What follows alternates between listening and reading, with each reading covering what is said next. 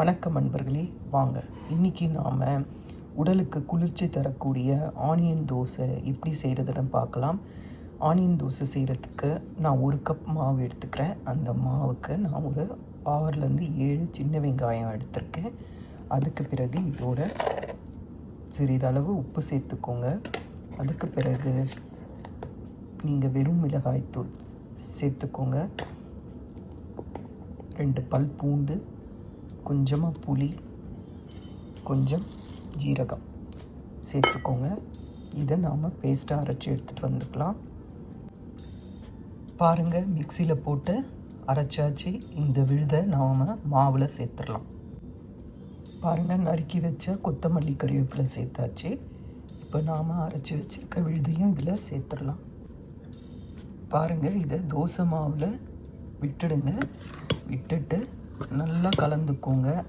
தண்ணி தேவைப்பட்டால் கொஞ்சம் மிக்ஸி ஜாரை அலம்பி அதில் தண்ணியை விட்டுடுங்க. டெய்லி ஒரே மாதிரி தோசை சாப்பிட்றதுக்கு இந்த மாதிரிலாம் செஞ்சு சாப்பிட்டா ரொம்ப நல்லாயிருக்கும். நான் இன்னும் கொஞ்சம் தண்ணி சேர்க்க போகிறேங்க. பாருங்கள், தோசையை தப்பால் வாத்தாச்சு. இப்போ சுற்றிரும். இதில் எண்ணெய் விடலாம். செஞ்ச பிறகு உங்களுக்கு காட்டுறேன். பாருங்கள், எவ்வளோ நல்லா வருது பாருங்கள்.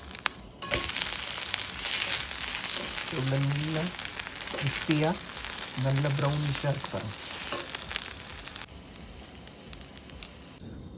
பாருங்கள், சுவையான ஆனியன் தோசை ரெடி. எப்போவுமே ஒரே மாதிரி சாப்பிடாம இந்த மாதிரி செஞ்சு சாப்பிடுங்க. இங்கே பாருங்கள், சூப்பராக இருக்கும். நான் இது தொட்டுக்கிறதுக்கு வெங்காயம் தக்காளி தொக்கு செஞ்சுருக்கேன்.